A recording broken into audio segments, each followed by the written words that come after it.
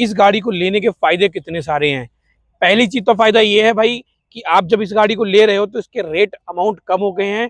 एक तो अच्छी बात है कि कम रेट में आपको हाई पावर मिलने वाली बाइक है ये। मैं आपको ये चीज लिख के दे सकता हूँ कि बजाज N250 से बढ़िया माइलेज के अंदर कोई भी 250 सीसी की बाइक नहीं है अभी तक जो बनी है। बात करते हैं इसकी कमियों के बारे में, तो कमी क्या क्या है भाई इसमें। हर गाड़ी कोई परफेक्ट नहीं होती, कहीं ना कहीं कुछ कमी भी होती है। अगला फ्रंट मडगार्ड है वो आपके साइलेंसर में टच हो जाता है, और उसके जो कुशन हैं वो काफ़ी ज़्यादा हार्ड हैं भाई। अगर आप ज़्यादा लंबा चल रहे हो तो आपके बैक में बहुत ज़्यादा पेन होने वाला है।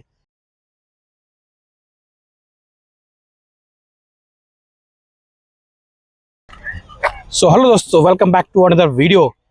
क्या आप भी सन 2026 में पल्सर के N250 लेने की सोच रहे हैं और आपने बजट बना लिया कि N250 ही लेनी है, सोच लिया है, तो रुक जाओ, ये वीडियो आपके लिए होने वाली है। आज मैं आपको इसका पूरा डिटेल बताने वाला हूँ कि इसमें क्या दिक्कत आ रही है और जो नए अपग्रेड आए हैं वो क्या आने वाले हैं, ताकि अगर आप लेने जाओ और आप फंसो ना, लेके पछताओ ना। तो आज इसीलिए हम ये वीडियो बना रहे हैं ताकि हम आप लोगों को अवेयरनेस दे सकें। तो चलिए शुरू करते हैं कि अगर आप ये लेने जा रहे हैं तो सबसे पहले सावधान ये हो जाइए कि इस गाड़ी को लेने में आपको खर्चा कितना होने वाला है। जब आप इस गाड़ी को चलाओगे तो कितनी मेंटेनेंस लगने वाली है।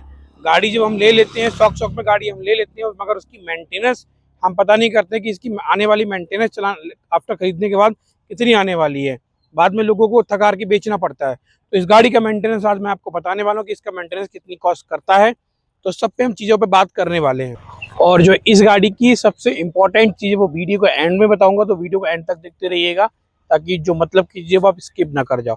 तो इस गाड़ी के मेंटेनेंस की अगर हम बात करते हैं तो इस गाड़ी की पर सर्विस आपको मेंटेनेंस आती है। अगर आप फर्स्ट से थर्ड सर्विस के बीच में करवाते हो तो कितनी मेंटेनेंस आती है, तो मैं आपको वो बताने जा रहा हूँ। फर्स्ट सर्विस में आपको 1000 से 1200 रुपए की जो अमाउंट है वो लगता है इसके अंदर। सेकंड सर्विस में आपको 1600 1700 रुपये देने पड़ते हैं, और थर्ड सर्विस में आपको 2500 रुपये तक इसके सर्विस कॉस्ट में देने पड़ते हैं, क्योंकि इस गाड़ी का जो कॉस्ट है मेंटेनेंस वो इतना ही आता है। और अगर आप ये लेना चाह रहे हैं तो आज मैं आपको बताने वाला हूँ कि इस गाड़ी को लेने के फायदे कितने सारे हैं। पहली चीज तो फायदा ये है भाई कि आप जब इस गाड़ी को ले रहे हो तो इसके रेट अमाउंट कम हो गए हैं। 1,65,000 की ये गाड़ी हो गई है, पहले N160 इतने की आती थी, अब N250 उतने की हो गई है, तो बहुत ज़्यादा रेट कम हो गए हैं। तो सबसे अच्छी बात है कि कम रेट में आपको हाई पावर मिलने वाली बाइक है ये, ठीक है। दूसरी चीज, एक अग्रेसिव और मस्कुलर लुक देने वाली है। गाड़ी का जो लुक आप देख रहे हो पूरा एकदम खतरनाक लुक है, मस्कुलर लुक प्रॉपर है इसका, जो चलाने में भी काफी मस्त अच्छा लगता है। सामने से जब आप लेके आते हो गाड़ी और सामने वाला जब आपको देखता है तो उसमें एक जो अलग फीलिंग है, जो अलग ही आती है भाई, कि हाँ एक हैवी गाड़ी आप चला रहे हो। खुद को भी लगता है कि हाँ एक सुपर बाइक जैसी फीलिंग आती है, मतलब उतना तो नहीं है बट हाँ एक हैवीनेस फील होती है कहीं ना कहीं। तो ये इसका एक पॉइंट ये है। बात करते हैं इसकी कमियों के बारे में, तो कमी क्या क्या है भाई इसमें। हर गाड़ी कोई परफेक्ट नहीं होती, कहीं ना कहीं कुछ कमी भी होती है। इसमें कमी क्या है तो वो भी जान लो आप। पहली चीज, इसकी सबसे बड़ी कमी ये है कि जब आप गाड़ी हाई स्पीड में चला रहे हो या कोई अगर गड्ढा आता है वहां पे आपने अचानक से एक साथ में ब्रेक दे दिए इस गाड़ी के, तो इस गाड़ी के जो अगला फ्रंट मडगार्ड है वो आपके साइलेंसर में टच हो जाता है और वो जल जाता है। तो इसके अंदर सबसे बड़ी मैन्युफैक्चरिंग डिफेक्ट ये है कि भाई अगर आप हाई स्पीड में 150 की स्पीड में 140 में चला रहे हो, अचानक से आपको ब्रेक मारने पड़ता है, सस्पेंसर उठते हैं, सीधा उसमें लगता है, जाके मडगार्ड अगला जल जाता है। तो ये प्रॉब्लम होती है, कई कंडीशन में नहीं भी होती बट ज़्यादातर होती है, ठीक है। जिनके पास N250 है, जिन और लोगों के पास आई भी होगी, कि आपके पास भी जो आप चला रहे हो N250, क्या आपके साथ भी ये प्रॉब्लम आई है, तो प्लीज़ कमेंट बॉक्स में कमेंट करके बता देना। दूसरी प्रॉब्लम इसके साथ क्या है, दूसरी प्रॉब्लम ये है कि जब आप लेते हो उसके कुछ दिनों बाद या कुछ महीनों बाद इसमें मिसिंग की प्रॉब्लम आती है। क्योंकि मिसिंग की प्रॉब्लम आती है वो रीज़न ये है कि इसका टैंक खुलवा के आपको टैंक फिल्टर चेंज कराना पड़ता है। उसमें पता नहीं कैसे कचरा चला जाता है, आई डोंट नो, तो ये करवाना पड़ता ही है। तो ये मेंटेनेंस का भी एक पार्ट है, तो ये करवाना पड़ता है। तीसरा जो प्रॉब्लम इसके अंदर है वो है इसकी सीटिंग। राइडर के लिए काफ़ी कंफर्ट सीट है, चौड़ी सीट है, मगर इसके जो कुशन हैं वो काफ़ी ज़्यादा हार्ड हैं भाई। अगर आप ज़्यादा लंबा चल रहे हो तो आपके बैक में बहुत ज़्यादा पेन होने वाला है। तो इसकी जो सीटिंग है थोड़ी बजाज को इसमें काम करना चाहिए, सीट को थोड़ा और कंफर्टेबल बनाना चाहिए। स्पेस बहुत है, चौड़ी बहुत है, कोई दिक्कत नहीं है, मगर जो दिक्कत है वो उसके कुशन में है, बहुत हार्ड है यार, मतलब थोड़ा प्रॉब्लम करती हैं। और प्लेन के लिए तो करती हैं, समझो आप हत्या हो जाती है उस बेचारे की, तो ये प्रॉब्लम होने वाली है। अगर आप फैमिली पर्पज से ले रहे हो, वाइफ है आपके यहाँ, उसको घुमाने के लिए ले रहे हो, तो भाई ये सीट आपको चेंज करानी पड़ेगी, तभी लेना। ठीक है। तीसरी इसमें सबसे बड़ी प्रॉब्लम क्या आती है कि भाई तीसरी इसमें प्रॉब्लम, बहुत से लोगों की बाइक में कट कट कट कट की आवाज़ बहुत ज़्यादा आती है। आप में से जिनके पास एंडाइसो है, जो देख रहे हो वीडियो, उनके बाइक में भी दिक्कत आती होगी। वो कट कट की आवाज़ होती है आपकी एबीएस प्लेट की। ठीक है। आप एबीएस प्लेट जो पीछे की होती है, कभी कभी चलते चलते कोई कंकड़ या कुछ भी आपके रिम में आके टकराता है, या डिस्क प्लेट में टकराता है आके, तो वो हल्की सी बैंड हो जाती है, जिसकी वजह से कट कट की आवाज़ आती है, और प्रॉपर पीछे का जो डिस्क है वो काम नहीं करता है, यानी कि एबीएस भी आपका प्रॉपर काम नहीं करता, ट्रैक्शन कंट्रोल भी वहाँ पे कहीं ना कहीं काम नहीं करता। तो ये प्रॉब्लम आती है। थोड़ी सी बिल्ड क्वालिटी यहाँ पे कमजोर है प्लेट की, थोड़ा सा और स्ट्रॉन्ग बनाना चाहिए था, क्योंकि हल्का फुल्का कुछ लगने से अगर ये चीज़ें होती हैं तो बजाज को इसमें थोड़ा सा और काम करना चाहिए है। ये कंप्लेंटें आती हैं, अगर आपके साथ भी है तो फिर भी कमेंट करके मुझे बता देना। तो ये चीज़ है, थोड़ा सा देखना और रीचेक जरूर करना लेते टाइम। अब चौथी प्रॉब्लम क्या है कि भाई, चौथी प्रॉब्लम सबसे बड़ी ये है कि गाड़ी को जब आप धुलवाते हो ना, तो कहीं ना कहीं आपकी हेडलाइट के अंदर पानी पता नहीं कहाँ से चला जाता है धुलवाते समय। प्रॉपर तरीके से सील पैक नहीं है या कुछ इश्यूज हैं, पानी जाता ही जाता है। आज नहीं जाएगा तो कल जाएगा, जाएगा जरूर, फॉग जरूर आएगी।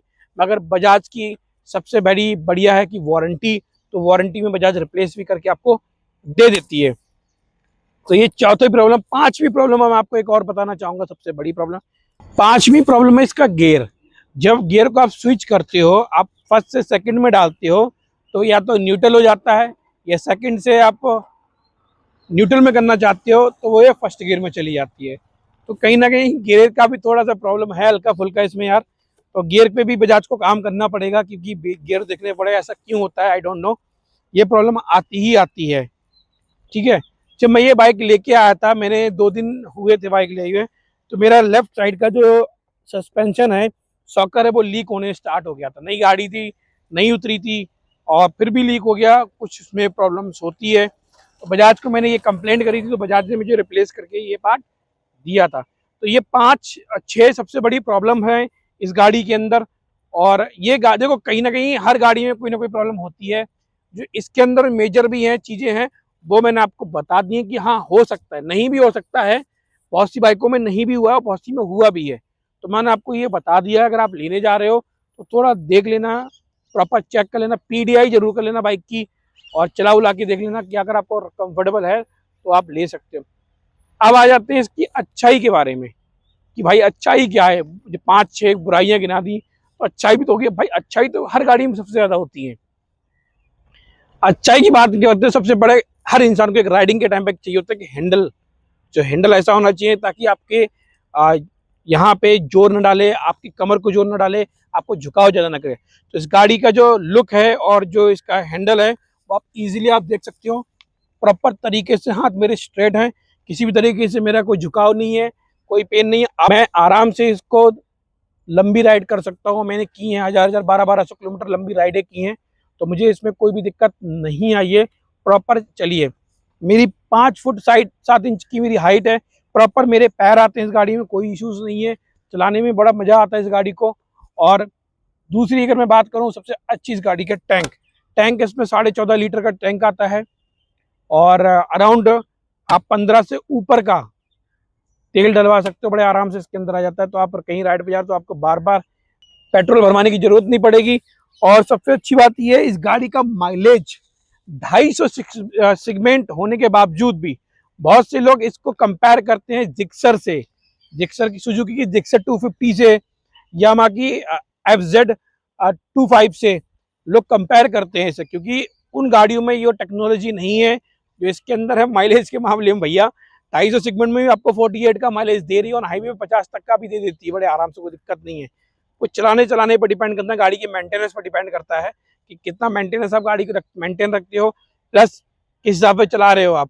तो आपको 48 तो बड़े आराम से माइलेज दे देते हैं। हाईवे सिटी पे आपको 38 से 40 के बीच में आपको सिटी माइलेज बड़े आराम से गाड़ी निकाल के दे देती है। तो माइलेज के मामले में आपका पैसा खर्च नहीं होने वाला, पेट्रोल पे ज़्यादा पैसा खर्च नहीं होगा आपका। आप एक बार टंकी फुल करा लो, बड़े आराम से लंबे टाइम तक चला सकते हो गाड़ी, कोई दिक्कत नहीं आने वाली इस गाड़ी में।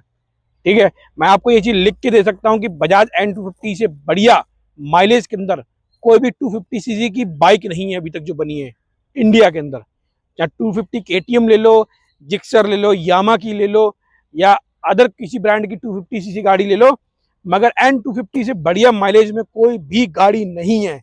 48 का माइलेज देती है, मैं ये बोल सकता हूँ किसी की भी इस चीज के लिए। और चौथी सबसे अच्छी बात इस गाड़ी की मैं बताना चाहूंगा आपको, इसकी जो लाइट का फोकस है। आपने हर गाड़ी देखी होगी, बुलेट है, यामा की है और टीवीएस की है, बहुत सारी गाड़ी देखी होंगी। गाड़ी महंगी महंगी है, लाइटें है ही नहीं, आपको एक्स्ट्रा लाइट लगवानी पड़ती है। मगर बजाज ने इसमें जो काम किया ना भाई साहब, दिल खुश है। कार की जैसी रोशनी, प्रोजेक्टर हाई लैंप दिया हुआ है, नाइट में इसका जो थ्रो जाता है ना भाई साहब, बहुत लंबा जाता है और बहुत चौड़ा फैल जाता है। तो आपको लाइट के मामले में कोई भी दिक्कत इस गाड़ी में नहीं होने वाली है। भरपूर लाइट मिलेगी, कोई भी एडिशनल लाइट आपको लगाने की जरूरत नहीं है। चाहे आप पहाड़ों पे चला रहे हो, कीचड़ में चला रहे हो, गलियों में चला रहे हो, तो आपको बहुत ही ज्यादा मजेदार इसमें लाइट मिलने वाली है। ठीक है, अब बात करते हैं पांचवी अच्छी चीज गाड़ी की क्या है। पांचवी अच्छी चीज, इस गाड़ी का मेंटेनेंस बहुत कम है, आपकी उम्मीद से ज्यादा कम है। एक कहते हैं ना कि आप 100 सीसी, 125 सीसी या 150 सीसी की जो सर्विस कॉस्ट आती है ना, उतनी ही सर्विस कॉस्ट इस गाड़ी की भी है। इसके पार्ट हर जगह अवेलेबल मिल जाते हैं और कोई भी कॉस्टली नहीं है, पार्ट भी बहुत सस्ते हैं। 800-900 रुपए की तो क्लिच प्लेटें आ जाती है इस गाड़ी की, बताओ। 250 सीसी गाड़ी इतनी सस्ती क्लिच प्लेटें दे रही है आपको, आप चेंज करो। हर पार्ट बहुत रीजनेबल है, कोई ज़्यादा कॉस्ट नहीं है। तो अगर आप लेने जा रहे हो तो सबसे बेस्ट ऑप्शन मैं आपको बताना चाहूँगा, 250 सीसी के अंदर आप आँख बंद करके N250 लो, आपको पैसा वेस्ट करने या कहीं चीज़ें चेक करने की जरूरत ही नहीं है, इससे बढ़िया। ठीक है, अब इसका छठा पॉइंट बताता हूँ सबसे बढ़िया, इस गाड़ी का इंजन। कहते हैं कि गाड़ी तो ले ली, अगर इंजन मज़ेदार नहीं है तो बाद में रोना पड़ता है या 2 महीने बाद चला के बेचना पड़ता है। तो इस गाड़ी में आपको इंजन के मामले में कोई भी पछतावा नहीं होगा। 250 सीसी का इंजन है, जो 249.9 सीसी का इंजन है। 21.5 न्यूटन मीटर का टॉर्क मिलता है। ठीक है, और आपको मैक्स पावर मिलती है, आपको 24.5 PS की पावर मिलती है। तो इसमें जो पावर है ना वो भी बहुत ज़्यादा है। सबसे अच्छी बात इस गाड़ी के रिफाइंड इंजन, वाइब्रेशन इस गाड़ी के अंदर नहीं है। चाहे आप 50 पे चलाओ, चाहे 100 पे चलाओ या 150 पे चलाओ, वाइब्रेशन आपको इस गाड़ी के अंदर देखने को बिल्कुल भी नहीं मिलेगा। सबसे शांत और साइलेंट गाड़ी है ये। और आप जब चलाओगे ना तो फीलिंग आएगी कि आप एक बैटरी वाली बाइक चला रहे हो, मतलब वाइब्रेशन है ही नहीं। भागने में, पिकअप में, जैसा टॉर्क इसमें गाड़ी में दिया है वैसा इसका पिकअप भी है, बहुत खतरनाक पिकअप है। कि भाई आप जब चला रहे हो, लीन कर रहे हो गाड़ी को, जब दौड़ा रहे हो, कहीं पे एकदम रेस दे रहे हो, तो गाड़ी बहुत अच्छा आपको सपोर्ट करेगी, कोई दिक्कत नहीं आने वाली है। लोग बाइक लेते हैं, साइलेंसर हर तरीके के आते हैं, लोग अलग से इंस्टॉल कराते हैं साइलेंसर को, एडजस्ट को। मगर इस गाड़ी का जो एडजस्ट आप देख सकते हो, बहुत डिजाइन स्टॉक एडजस्ट है। साउंड की अगर बात करता हूँ तो साउंड भाई एक नंबर साउंड है। जो आप इसे रात में हाई स्पीड पर चला रहे हो तो पीछे वाले जो गाड़ी होते हैं वो ये कहेंगे कि आप एक सुपर बाइक चला रहे हो, उस जैसा साउंड प्रोड्यूस करती है गाड़ी। साउंड बहुत ही ज़्यादा प्यारा है इस गाड़ी का। और अगर मैं बात करता हूँ इसके हॉर्न की, इस गाड़ी का हॉर्न कैसा है वो भी मैं आपको दिखा देता हूँ।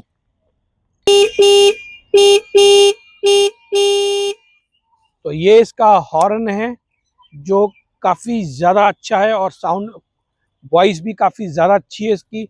जो अगर आप किसी हाई ट्रैफिक में है, शोर शराबा ज़्यादा, तो वहाँ पे बहुत अच्छे तरीके से, प्रॉपर तरीके से आवाज़ आती है इसकी। तो एक जिस तरीके से गाड़ी बनाई गई है उस हिसाब से इसमें जो कहते हैं इसका साउंड भी उसी हिसाब से बनाया गया है और हॉर्न भी उसी हिसाब से दिया गया है। तो कुल मिला के इस गाड़ी में, आप इस गाड़ी को और मैं रिव्यू देना चाहूँ तो 10 में से 10 ही देना चाहूँगा। मेरे तरफ से कोई कमी नहीं है, हर गाड़ी में कोई ना कोई कमी होती है, तो वो अनदेखे अगर कम अच्छाइयाँ ढूंढेंगे तो कभी कोई गाड़ी खरीद नहीं पाएंगे। और मैं ये चीज़ चैलेंज के साथ बोल सकता हूँ कि इस जैसी गाड़ी अब तक की तो इंडिया में कोई लॉन्च हुई नहीं है। जो N250 लॉन्च हुई है बजाज ने, अब तक की लोगों की पैशन बन चुकी है गाड़ी, पता है आपको।